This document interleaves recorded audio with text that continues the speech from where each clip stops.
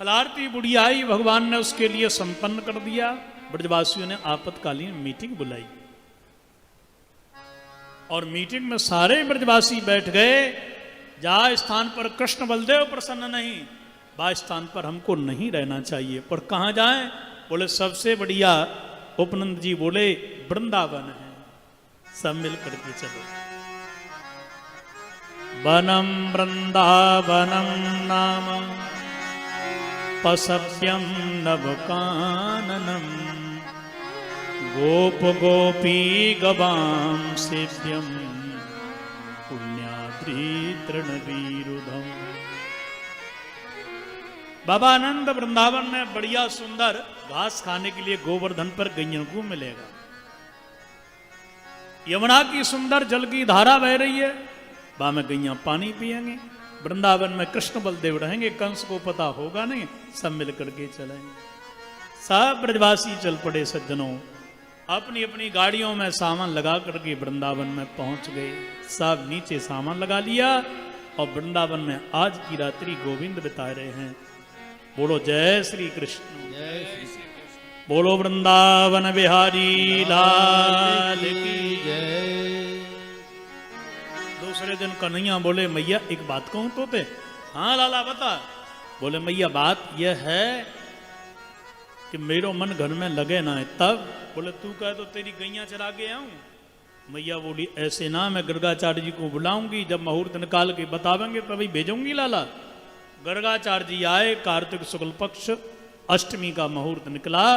मैया बोली दाऊ तू गैयन को चरावे को जा, लाला जावे को बछड़न को चरावे के ताई।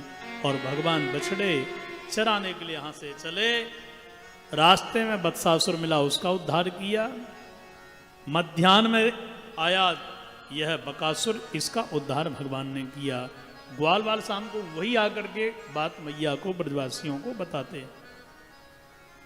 रोजीना बछड़ा चराने जाते हैं और यही जमुना के तट पर गोपी आती हैं और गोपी आकर के लाला को माखन खिलाएं, नहीं दें तो लाला मटकी को फोड़ें। तो भगवान श्री कृष्ण कन्हैया गोचारण के लिए दाऊ दादा और बछड़े चराने के लिए श्री ठाकुर जी कृष्ण कन्हैया ये वृंदावन की धरती पर नित्य जाते। दूसरे दिन भगवान गए तो एक अघासुर विशाल रूप धारण करके आया, सांप का रूप बना लिया उसने। बालक सारे अंदर प्रवेश कर गए, यद्यपि ठाकुर जी रोकते रहे, भैया सलीदामा मधुमंगल ये असुर है, पर बालक प्रवेश कर गए तो ठाकुर जी भी गए। और भगवान को निहार करके इसने जैसे ही तालू को बंद किया, प्रभु ने विशाल स्वरूप बनाया, इसका तालू फट गया, दिव्य ज्योति भगवान के चरणों में विलीन हो गई। परीक्षित 1 वर्ष की बाद में यह बात ग्वालन ने मैया से बताई, ब्रजवासियों को बताई। राजा परीक्षित ने कहा महाराज ये कैसी बात कह रहे हैं आप?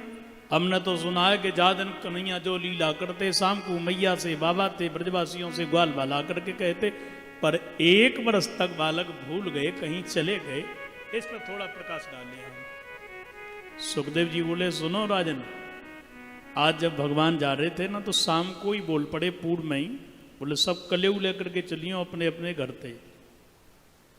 कलेऊ समझ गए ना, नाश्ता ब्रेकफास्ट। अग्रवाल जी शाम की रोटी सवेरे खाएं, आज के समय की नहीं, ये गैस की नहीं, खाद के गेहूं की नहीं।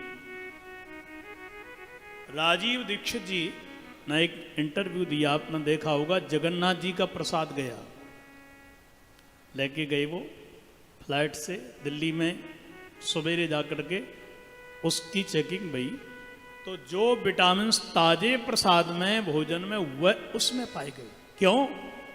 वो लकड़ी के द्वारा आंडी पर पकाया जाता प्रसाद है। तो जो दाल अपन बनाते हैं ना कुकर में, ये दाल बनती नहीं है, सड़ती है। तो जो चूल्हे पर आप अपने बर्तनों में भोजन बनाओगे उसका स्वाद ही अलग होता है। अब गैस की रोटी 2 घंटे बाद खराब होना ही होना है। तो कलेऊ लेकर के चलियो भैया, शाम का बना सवेरे खाते थे ना अपन लोग पहले, बालकों के पास में जो था वो लेकर के चले। और सवेरे घटना घट गई है तो देरी हो गई। बाद में कन्हैया बोले अपने अपने बछड़े गैयन को छोड़ के आओ भैया, सब कलेऊ पावे। हा हा, बीच में लाला और आसपास ग्वाल बाल। कैसे पा रहे हैं? सुखदेव जी ने क्या झांकी निकाली है? बोले पिभ्रद बैणुम जठर पटयो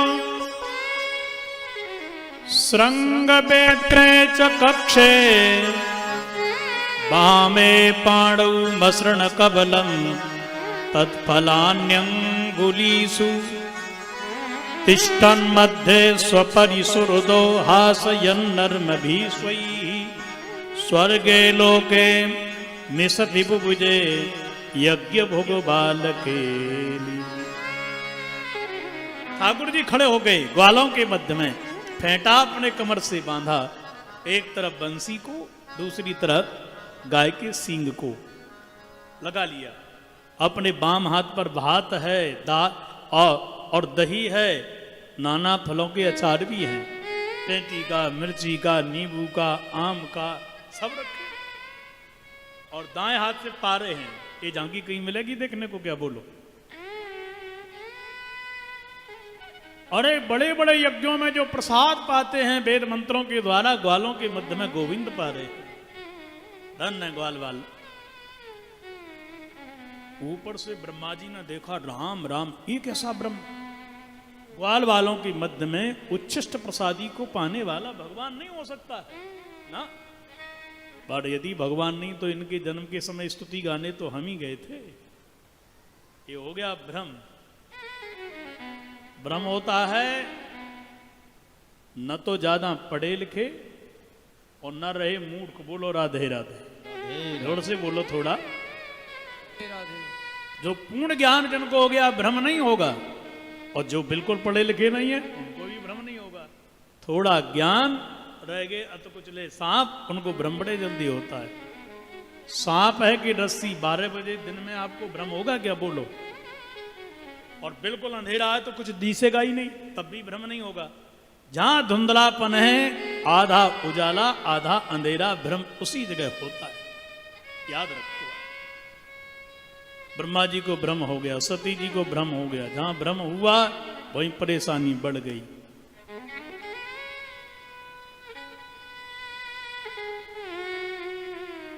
ब्रह्मा जी ने विचार किया परीक्षा कर लेते, सो बछड़े चुरा करके ले गए। कन्हैया बोले भैया ओ मित्रों, तुम प्रसादी पाओ और हम बछड़े देख करके आए। इधर ब्रह्मा जी बालकों को चुरा के ले गए। इधर आए तो बालक नहीं, उधर गई तो बछड़े नहीं। अरे ये भयो का। अंत में प्रभु ने जैसे ही ध्यान किया, सारी की सारी लीला ब्रह्मा जी की जान गए। भगवान बोले बारे ब्रह्मा जी, पिताजी से ही चतुराई अभी देखो। तो भगवान ने भी सृष्टि करी बिना पंचभूतों के। ऐसी सुंदर सृष्टि करी महाराज, जैसे बालक वैसे ही बालक बनाए दिए, जैसे जिसकी बछड़े वैसे ही बछड़े, जिसकी जैसी आकृति स्वभाव वस्त्र सारा का सारा वैसे ही बना दिया। देखो भाई, विद्वान से लड़ाई यदि चल रही है तो ज्यादा पढ़ लिख करके दिखाओ। बड़े व्यापारी से लड़ाई है तो उससे ज्यादा कमाओ, तुम जीत जाओ। अब ब्रह्मा जी सृष्टि के पंडित हैं, तो भगवान ने सृष्टि दिखाई। बोले तुमने पंच महाभूतों के रहते दुनिया को बनाया, पर मेरी सृष्टि देखो बिना पंचभूतों के। अरे यदि सीमेंट है, ईंट है, सरिया और बजर फुट है तो बिल्डिंग कोई भी बना सकता है। पर बिना राशन के कोई बिल्डिंग बना करके दिखाए तब असली कारीगर है, वो असली इंजीनियर है। देखो ब्रह्मा मेरी दुनिया को क्या बढ़िया रचना करी। बोले यावद वत्स वत्स काल्पक